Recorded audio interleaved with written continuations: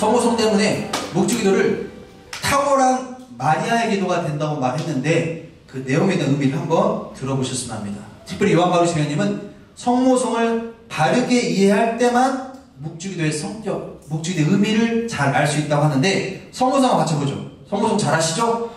자, 시작!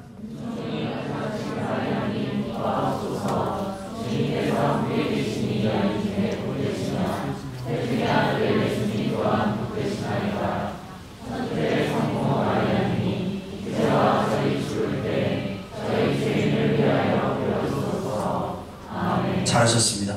여러분들 성모성 잘 마치셨는데 지금 성모성을 마치셨을 때 우리가 하는 것이 보면 저렇게 은총이 가득하신 마리아님 기뻐하소서 끊고 주님께서 함께 계신 여인 중에 복되시며 끊고 태중의 아들 예수님 또한 복되시나도 끊었어요. 이게 성모성의 전반부 찬미부분이라 할 수 있습니다. 그 다음에 천주의 성모 마리아님 이제와 저희 죽을 때 저희 죄인을 위하여 빌어주소서 아멘하고 기도했습니다.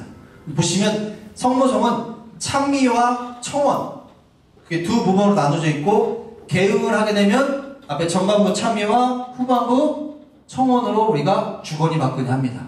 자, 그런데 이 찬미 부분을 보면 여러분들 제가 아까 처음에 천사의 인사말이라고 했죠. 누구의 인사말이었습니까? 천사 가브리엘. 성모님께 탄생, 잉태 소식을 알려주기 성모 영모 소식을 전해주신 거고 소식을 받으신 것이거든요. 그 탄생에 대한 소식을 전했는데 이 은총이 가능하신 말은 기뻐하소서 주님께서 함께 계시니 여기까지가 천사의 말이에요. 여인 중에 복되시며 태중의 아들 예수님 또한 복되시나이다. 여기 여인부터 시작했을 때가 누구의 말이다? 엘리사벳의 말입니다. 그래서 루카복음 1장 28절을 보면 은총이 가득하니 기뻐하라 주님께서 너와 함께 계시다 하고 천사가 했던 말. 그리고 1장 42절 보면 당신은 여인들 가운데서 가장 복되시며 당신 태중양이도 복되신다 하면서 누가 한 말? 엘리사벳이 성령으로 가득 차서 마리아님께 성모님께 인사드렸단 말입니다. 그래서 보시면 있습니다. 자, 천사가 말씀을 쏘죠. 은총이 가득한 이여 기뻐하라 주님께서 너와 함께 계시다고 말씀을 썼습니다. 엘리사벳이 뭐라고 써요? 당신은 여인들 가운데서 가장 복되시며 당신 태중의 양이도 복되십니다. 그래서 여러분들이 성모성을 한다고 하면 천사의 말과 엘리사벳의 말이 합쳐져서 우리가 그 천사의 인사말과 엘리사벳의 인사말이 성모성이라는 것을 아셔야 돼요. 그러면 이렇게 구분하시면 됩니다. 은총이 가득하신 마리아님 기뻐하소서 주님께서 함께 계신 여기까지가 천사의 말. 여인 중에 복되시며 태중의 아들 예수님 또한 복되시는 이 말씀은 누구의 말? 엘리사벳의 말. 그러면 이걸 구분한다고 하면 우리가 천사의 말과 엘리사벳의 말을 구분할 때 내가 천사의 말 제대로 하잖아요? 은총이 가득하신 마리아님 기뻐하소서 주님께서 함께 계시니라고 하면 천사는 그냥 혼잣말 한 거 아니에요. 누구에게? 누구에게 이 말을 인사말을 건넸습니까? 마리아에게 했잖아요. 성모님께. 그럼 내가 그 기도를 하는 순간 난 천사가 되는 거예요. 천사처럼 누구에게? 마리아에게 그 인사말을 건네는 거예요. 여인 중에 복되시며 태중의 아들 예수님 또한 복되시나이다. 내가 이 기도를 바치는 순간 내가 누가 되는 거예요? 엘리사벳이 되는 거예요. 그리고 누가 엘리사벳이 누구에게? 성모님께 드리는 거예요. 근데 이 말을 우리가 평소에 바치는 것처럼 은총이 가득하신 마리아님 기뻐하소서 주님께서 함께 계신 여인 중에 복되시며 태중의 아들 예수님 또한 복되시냐 하면 우리가 무슨 기도를 바치고 있냐? 아버지 가방에 들어가신다는 겁니다. 아버지 어디 가셨어요? 방에 들어가셨는데 우리는 천사의 말과 예수를 막 뒤섞어서 막 그냥 하고 있어. 근데 기억하시면서 기도하시면 훨씬 그 의미가 살아납니다. 내 앞에 누가 계시는 의식하는 거예요? 성모님이. 근데 우리가 묵주기도 바치면서 늘 항상 하는 게 뭐냐? 은총이 가득하신 마리아 기뻐 주님께서 함께 여인 중에 복되신 태중의 아들 수동 복되신 천주의 성모를 잊어주시고 별주의 이름을 빌어주소서 아멘. 왜? 나 빨리 끝내야 하니까. 거의 기도가 아니라 랩을 하고 랩을. 저 랩 좀 해요. 근데 랩을 하니까 기도가 안 되는 거야. 여러분 생각해 보십시오. 내가 내 앞에 성모님 계시는데 이 기도 이렇게 했어. 그러면 내 앞에 성모님이 어떻게 해요? 뭐 하는 거요? 지금 뭐 하고 있대? 성모님이 앞에 계시나 생각하시면 얼마나 우리가 정성껏 바치겠어요. 벨라데다가 성모님과 함께 바치는 것처럼 그렇게 바치시는 거예요. 그래서 내가 그 순간은 천사가 되고 내가 엘리사벳에서 성모님께 인사말을 건넨다고 의식을 하셔야 합니다. 의식. 그랬을 때 기도는 훨씬 풍요로워져요.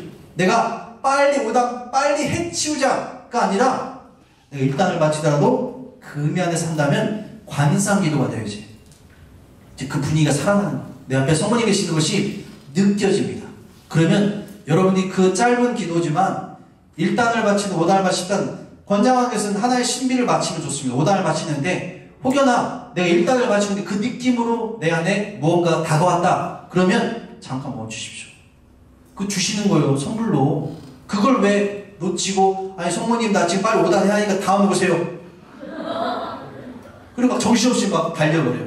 기도도 막 달려. 그렇게 하지 마시고 그 미랑 떠올려 보시라는 것입니다. 그래서 은총이 가득하신 말엔 기뻐하소서 주님께서 함께 계시니 여인 중에 복되시며 태중의 아들 예수님 또한 복되시나이다. 이 정확한 천사의 말과 엘리사벳의 말을 구분하시면서 하시고 우리가 그 천사의 말을 보면 이렇습니다. 원래 성경 말씀 보면 은총이 가득한 이여 기뻐하여라 주님께서 너와 함께 계시다. 여기에 성모님 이름이 있어요? 없어요? 원래 성경에는 없어요. 근데 기도문에 어떻게 해요? 그 이름을 넣습니다. 라틴어로 보면 아베 마리아 그라치아 플레나 도미누스 테쿰하고 하고 있습니다. 그래서 마침표를 딱 찍어요. 도미누스 테쿰하고 쉼표나 이음표가 아니라 마침표를 딱 찍어버려요. 무슨 말이냐? 여기서 끝낸다는 거예요. 그러면 은총이 가득하신 마리아님 기뻐하소서 주님께서 함께 계시면서 우리가 번역된 말은 뭐냐? 주님께서 함께 계시기 때문에 은총이 가득하신 겁니다. 그라치아 플레나 주님께서 함께 계시기 때문에 뭐예요? 기뻐할 수밖에 없는 거예요. 왜? 여러분들 아까 제가 천국 말했죠. 하늘 나간다는 게 뭐라고 했어요? 하느님과 영원히 함께하는 것이에요. 그러면 성모님은 이미 당신이 천사의 말을 듣는 순간 이미 살아서도 죽어서도 하느님과 함께이기 때문에 가장 복된 분이시라는 거죠. 그럼 우리도 복됨이 된다고 하는 건 뭐냐? 내가 누구와 함께? 하느님과 함께하는 것이 나의 가장 큰 복됨이고 내가 성령님의 모범을 따라서 살아가는 이유가 되는 것이거든요. 그래서 주님께서 함께 계시기 때문에 마리아께서는 은총이 가득하시고 마리아께서는 기뻐할 수밖에 없는 것입니다. 그러면 이 이어지는 엘리사벳의 말도 참 기가 막혀요. 베네딕타 뚜인 물리에리부스 모든 여인분은 복된 여인이라서요. 그러면 밑에는 뭐냐? 베네딕투스란 말 써요. 베네딕타 여인을 말하고 밑에는 남자, 복자를 말합니다. 복된 사람. 그런데 어떤 남자냐? 당신의 벤트리스도 이게 당신의 태중에 있는 아기 프루투스 남자아이를 말해요. 남성형으로 썼어. 무슨 뜻이냐? 우리가 어머니 뱃속에 있는 남자아이가 바로 또한 복되시다는 말을 우리가 번역했는데 성경 말씀에는 당신 여인들 가운데 가장 복되시며 당신 태중의 아기님 또한 복되십니다라고 말했습니다. 여기 이름이 있어 없어요? 아까 마리아 이름이 없는 것처럼 여기도 원래 이름이 없어요. 나중에 우르마노 4세라는 교황님께서 이름을 첨가합니다. 왜? 이 복된 아이는 바로 예수님이시고 이 여인은 바로 마리아시기 때문에 아베 마리아는 이 기도의 대상이 누구인지를 분명히 드러내면서 우리가 성모님 저희 기도 좀 들어주세요. 그렇게 했기 때문에 성모님 함께 해주시는 거예요. 은총이 가득하신 마리아님 왜? 천사는 분명히 말했습니다. 누구에게? 마리아에게 그 소식을 전하여 인사 말합니다. 엘리사벳이 누구에게 말 혼자 말한 게 누구예요? 성모님께서요. 그래서 우리가 성모승을 바친다는 것은 내가 내 앞에 성모님이 계시다는 것을 의식하면서 알고 계시면서 바쳤을 때 훨씬 묵상 가운데 관상의 체험까지 이루어질 수 있다. 그래서 성모성을 보면요. 우리말은 쓱 번역되어 있지만 여인 중에 복되시며 태중의 아들 예수님 또한 복되시나 하고 딱 예수님의 이름이 가운데 쏙 들어가 있어. 근데 이 성모성의 중요한 한 단어, 중요한 한 말, 그게 무엇냐 라고 하면 가장 중요한 한 단어는 예수님의 이름입니다. 왜? 성모성에 있어서 가장 중요한 전반부를 마무리하는 예수님의 이름이 가장 중요하다고 강조하고 있어요. 왜? 예수님의 이름만이 우리에게 구원을 주시기 때문에 우리 구원을 위해서 그렇게 탄생하신 거예요. 예수님이 그렇게 탄생하지 않으셨다면 성모님은 아무 의미가 없었어. 성모님께서는 예수님의 어머니시기 때문에 우리에게 더 큰 은총을 주시는 것이고 함께 하시는 것인데, 우리는 예수님 때문에 곧 목적이든 이렇습니다. 중요한 걸 핵심적으로 한 문장으로 하고 싶죠. 그러면 이렇게 말하고 싶죠. 저는 에르 마리아 아 예수. 무슨 뜻이냐? 마리아를 통하여 누구에게로? 예수님께로 가는 것이 바로 목적이거든요. 혼자 가는 것이 아니라 누구의 손을 잡고, 아이가 길을 몰라서 시장에서 혼자 길을 헤매는 것이 아니라 어머니의 손을 갔을 때 그냥 구경하면서 재밌게 가잖아요. 그런 거예요. 내가 세상에 살지만 내 손을 잡아주신 누구시다? 어머니시기 때문에 내가 구원으로 갈 수 있도록 이 기도하는 것을 끊임없이 청하고 있는 것이기도 한 것입니다. 그래서 이 어머니께 이렇게 부탁합니다. 천주의 성모 마리아님, 이제와 저희 죽을 때 저희 죄인을 위하여 빌어달라고. 보십시오. 이제 어머니께 뭘 부탁하느냐? 천주의 성모 마리아님, 어머니 마리아시여, 하느님 어머니신 우리 어머니 마리아시여, 이제와 저희 죽을 때 저희 죄인을 위하여 빌어달라고 합니다. 혹시 이 기도 문제가 어려운 말 있습니까? 이제는 언제예요? 지금이잖아요. 지금 저를 위해서 기도해달라고. 저희 죽을 때 언제예요? 잘 모르겠어요? 저희 죽을 때 언제예요? 죽을 때 걷지 언제 걷어? 내가 어떻게 알겠어요? 오늘 같지 내일 같지 모르는데 무슨 말이냐? 나 죽을 때까지 저희 죄인을 위해 빌어달라고 했어요. 죄인이란 말은 여러 가지 의미를 줄 수 있어요. 근데 이렇게 생각해 보세요. 죄인은 우리가 태어날 때부터 우리에게는 그냥 우리가 저지른 죄가 아니라 뭐요? 전달된 죄. 무슨 죄라고요? 원죄라고 하잖아요. 원죄. 원죄는 무슨 뜻이에요? 원조들이 지은 죄가 우리에게 전달됐단 말이에요. 어떻게 보면 우리는 우리 자신을 겸손되게 말할 때 이 세례받았을 때 원죄가 사라지잖아요. 하지만 우리는 늘 죄로 기우는 경향이 있습니다. 그래서 끊임없이 회개하고 주님께 나아가는 것이죠. 그런데 이 죄로 지은 경향이 있다 하더라도 내 자신을 겸손되게 말하는 것입니다. 그러면 여러분들 죄인이란 말을 보시면 주님의 기도하는 시점이 나와 있어요. 오늘 저희에게 일용할 양식. 죄지었던 저희가 저희 죄를 용서하고 저희 죄를 용서해달라고 청하는 것, 그리고 유혹에 빠지지 않게 해달라고 주님에게 대해서 말하고 있는데, 보십시오. 오늘 필요한 걸 청해요. 저희 죄를 용서해달라고 했습니다. 여러분, 죄를 용서해달라고 언제 지은 죄를 용서하라고 할까요? 여러분, 교회에서 들어오시면 언제 지은 죄를 용서받아요? 용서받기 위해서 고백을 하셔요? 그렇지.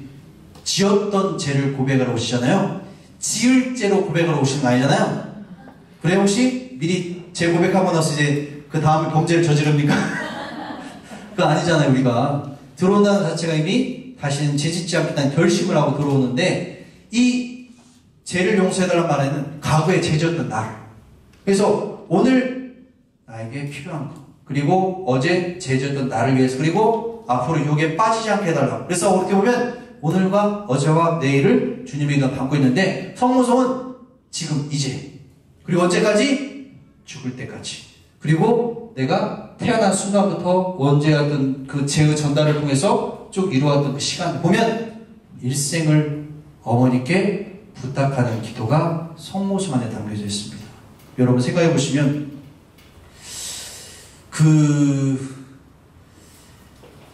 참 그래요. 성모성을 바치면요 어머니가 느껴져요.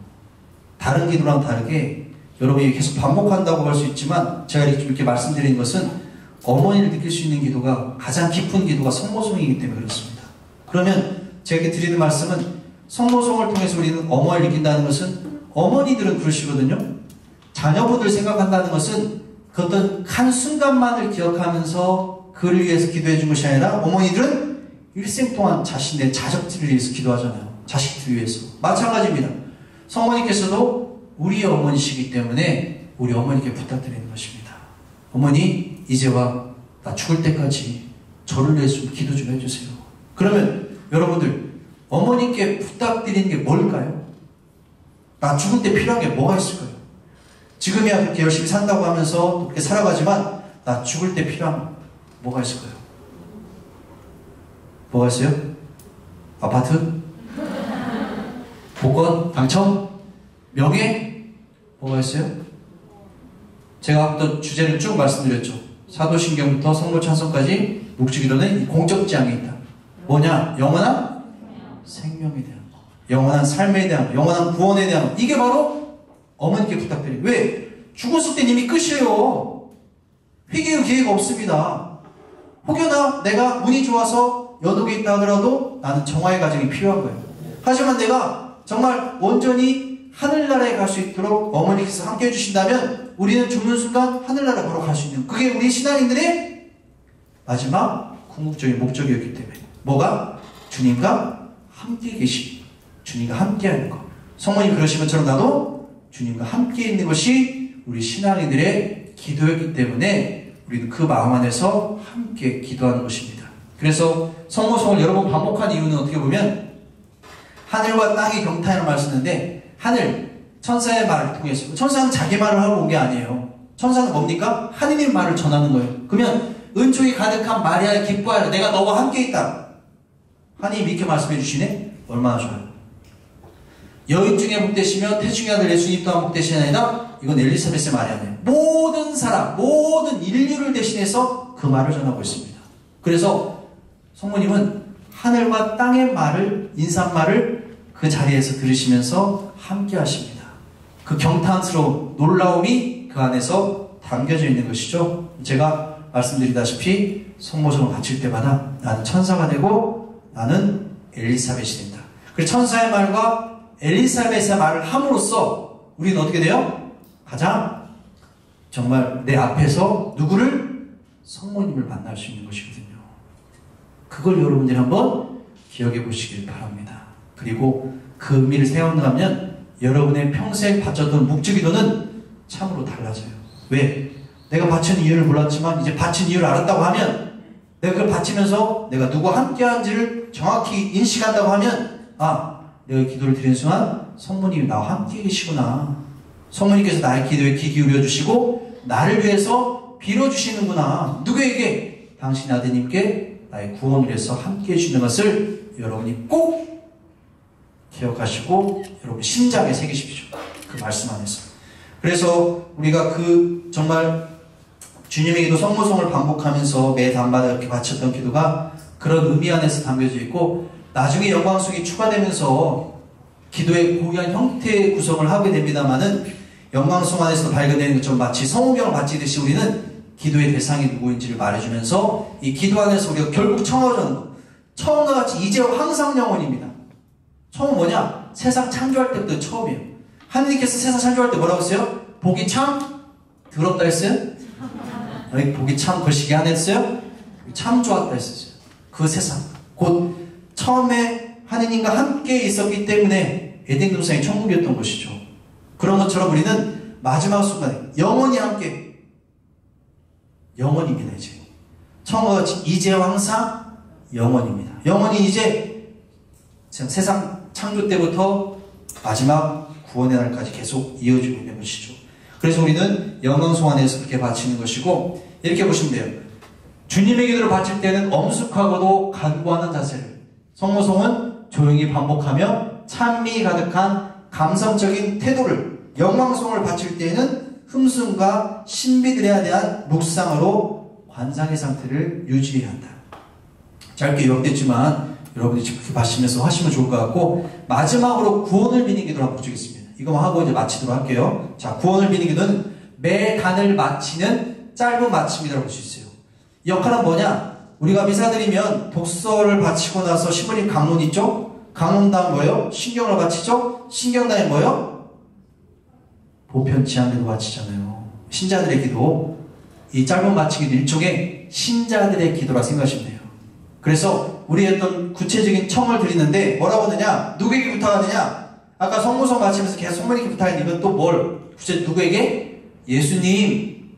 뭐라고 합니까? 저희 죄를 용서하시며 저희를 지옥불에 수고하시고 연옥영혼을 돌보시며 가장 버림받은 영혼을 돌보소서. 이거를 신부님 내지할 때는 안 바치는데요. 왜? 그때는 안 바쳐요? 그때만 바치지 마요. 그러면 다른 데는 다 바치십시오. 왜? 이걸 뭐라고 하느냐? 묵주기도 안에서 짧은 마침 기도라고 요한 바리스 교사님 직접 말씀하시죠. 아까 말씀드린 교세에서. 그러니까 공적으로 인정된 거예요. 그래서 여러분들이 1917년도 파티마의 성모님이 발효하셨을 때 이걸 가르쳐 주십니다. 우리에게 바치도록 하셨어요. 그래서 이 내용을 보면 참으로 우리에게 필요한 기도구나 라고 생각해 볼 수 있습니다. 뭐라고 하느냐? 예수님, 저희 죄를 용서해 달랍니다. 과거에 지었던 거. 그리고 뭐라고 합니까? 지옥불에서 구해달랍니다. 앞으로 다 죽을 때 지옥에 들어가지 말고. 지옥 안 가면 어딘 가야 돼, 우리가? 천국 가야지. 천국에도 못 가면 어디로 가야 돼요? 연옥에도 가야지. 혹여나 어디만 가지 말아요? 지옥에서 만나지 맙시다. 예? 지옥에만 가지 말라요. 그 강하게 청하거든 거예요. 그러면서 뭐냐? 연옥영을 돌보시며 가장 버림받은 영을 돌보소서. 이게 저희가 바치는 기도입니다. 원래 원문은 이렇습니다. 우리말로 바꾸면 예수님, 저희 죄를 용서하시며 저희를 지옥불에 수고하시고 모든 영혼을 천국으로 이끌어주시며 특히 자비를 가장 필요로 하는 영혼들을 돌보소서. 이게 원래 원문이에요. 근데 우리는 뭐를 지금? 예수님, 저희 죄를 용서하시며 저희를 지옥불에 수고하시고 연옥 영혼을 돌보시며 가장 버림받은. 여기 지옥이란 말, 천국이란 말 없죠 원래? 원래는 있었어요. 근데 우리가 번역하면서 천국의 말이 사라졌어. 그러면 여기 뭔 말이 나오냐? 천국 나오고 지옥 나오고 자비를 필요한 영혼. 누굴까요? 연옥 영혼들이에요. 천국과 지옥과 연옥이란 말이 다 나오는데 어떻게 보면 예수님께 우리가 부탁드리는 것은 저를 위해서 그뿐만 아니라 살아있는 모든 이들이 구원을 받을 수 있도록 기도하는 산이들 위한 기도에서 뭐냐? 이미 연옥에서 정화를 받는 이들.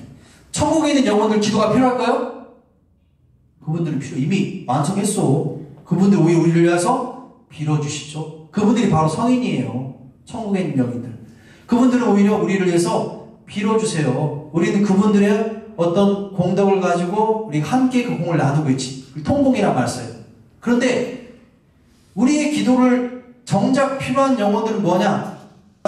돌아가신 분을 기억할 때는 연옥인 영혼들 기억하는 것인데 그 영혼들을 특별히 돌봐주시도록 기도하고 있습니다. 그래서 여러분들이 어지간하면 바치세요.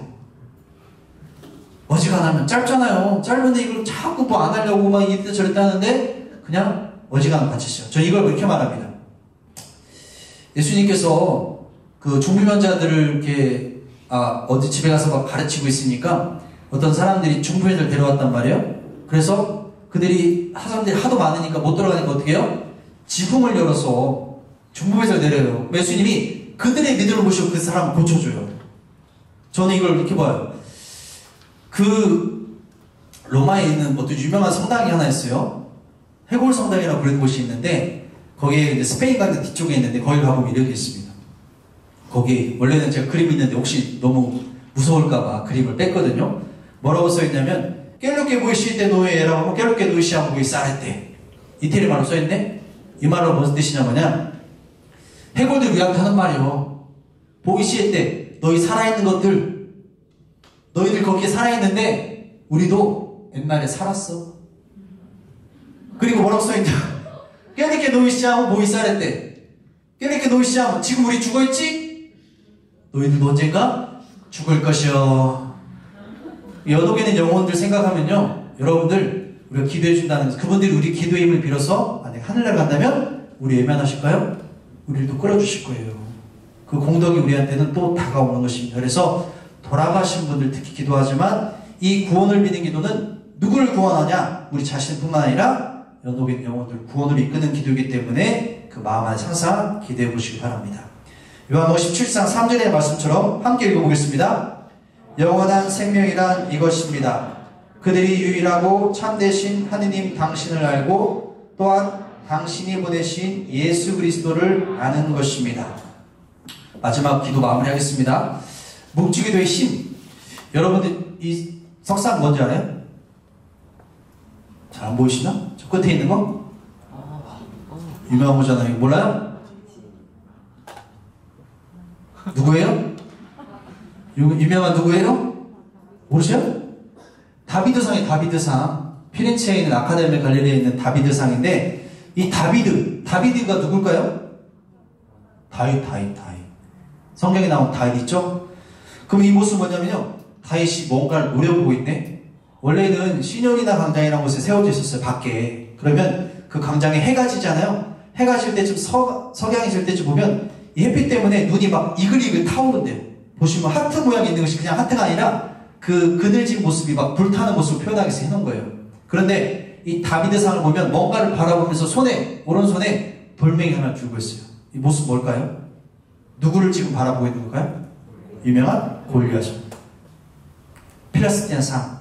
골리앗을 바라보고 있는 거예요. 그런데 그 골리앗을 바라보는데 왜 그러게 되냐? 이스라엘하고 싸우려고 딱 서 있는데 필리스티아 사람들이 전쟁과 서로 마주 대치하고 있는데 막 나와서 필리스티아 사람들이 막 모욕을 하고 나와서 한판 뜨자 했는데 근데 당시에는 이제 우두머리 이렇게 이제 한판 승부 같은 걸 많이 했던 거예요. 영화시 많이 보이시죠? 그런 거 했는데 이스라엘 사람들이 무서워서 못 나가. 하도 막 거대하고 너무 강력하기 때문에 못 나갔는데 그러고 있으니까 완전 쫄아서 있는데 그때 다윗이 형들한테 빵을 주러 왔다가 그걸 봅니다. 자기가 열받았어. 내가 나가겠어. 근데 다윗은 너무 어렸단 말이에요. 그러니까 사울왕이 어떻게 해요? 다윗에게 야, 너 정말 나갈 거야? 네, 나가겠습니다. 아무도 안 나가다니까 얘라도 보내야겠어. 근데 얘가 완전히 목동이니까 형들한테 음식 주러 왔다고 몸 준비가 돼 있었겠습니까? 그래서 뭐라냐? 야, 내가 갑옷도 주고 투구도 주고 한도 줄 테니까 그거 들고 나가. 근데 얘가 그걸 입으니까 어떻게 해요? 맞아요? 안 맞아요? 하나 안 맞아. 그러니까 어떻게 해요? 아, 저는 이거 필요 없습니다. 하나님께서 저를 지켜주실 거예요. 그래서 뭐라냐? 개울가에 갑니다. 개울가에 가서 돌멩이를 주워와요. 돌멩이를 주워서 뭐예요? 골리앗에 맞습니다. 필리스테 사람. 그리고는 정말 무림 맷질, 돌팔 맷질로 하나로 뭐예요? 골리앗의 이마를, 중앙을 정확히 맞춥니다. 한 방 맞고 쓰러져 버렸어요. 그러자 어떻게 해요? 달려들어서 골리앗의 칼을 뽑아서 골리앗의 목을 자릅니다. 그리고 승리했어요. 그 전쟁에. 그게 유명하잖아요. 그래서 이 다윗의 모습은 이제 그 막 쓰러뜨리기 직전이에요. 이글이글하고 막 골리앗을 노려보는 장면. 그래서 다른 손에 비해서 오른손을 더 크게 만듭니다. 왜? 오른손이 뭘 상징하냐? 하느님께서 함께 해주시다는 보여주는 게 바로 오른손이거든요. 그래서 그 모습을 보여줬는데 이 다윗이 개울가에 와서 주워왔던 돌멩이가 몇 개냐? 몇 개일까요? 돌멩이 5개를 주워옵니다. 그리고는 고작 하나밖에 쓰지 않았지만 그 전쟁에 승리하는 것이군요. 마치도 우리가 하나의 신비를 바칠 때 몇 단을 바쳐요? 5단을 바치는 것처럼 이 다윗의 돌멩이 5개는 우리에게 목축이 되고 5단의 신비를 드러내는 것처럼 우리에게는 단 한 단만이라도 가장 강력한 힘으로써 우리가 그 기도를 바칠 수 있다는 것입니다. 여러분들이 그 마음, 내가 바치는 기도가 하나도 사라지는 것이 아니라 단 한 단만이라도 골리앗을 쓰러뜨릴 수 있는 강력한 힘이라는 것을 믿고 그 믿음 안에서 기도해 보시기를 바라겠습니다. 마침 기도 마치면서 마치도록 하겠습니다.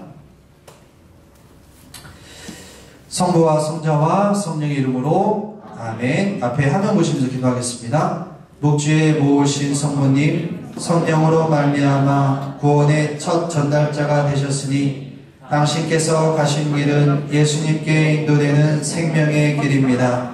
아드님께서는 십자가 위에서 하느님의 어머니를 우리의 어머니가 되게 하시고 당신께서는 사랑하는 자녀들에게 묵주를 손에 들고 기도하라 요청하십니다. 세상의 평화와 영혼들의 회개를 위하여 저희는 오늘도 묵주 기도를 바치며 영원한 구원의 기도를 드리옵니다. 믿는 이들의 모범이시며 겸손한 이들의 희망, 사랑하는 우리 어머니 저희를 위하여 빌어주소서. 아멘. 성부와 성자와 성령의 이름으로 아멘. 감사합니다.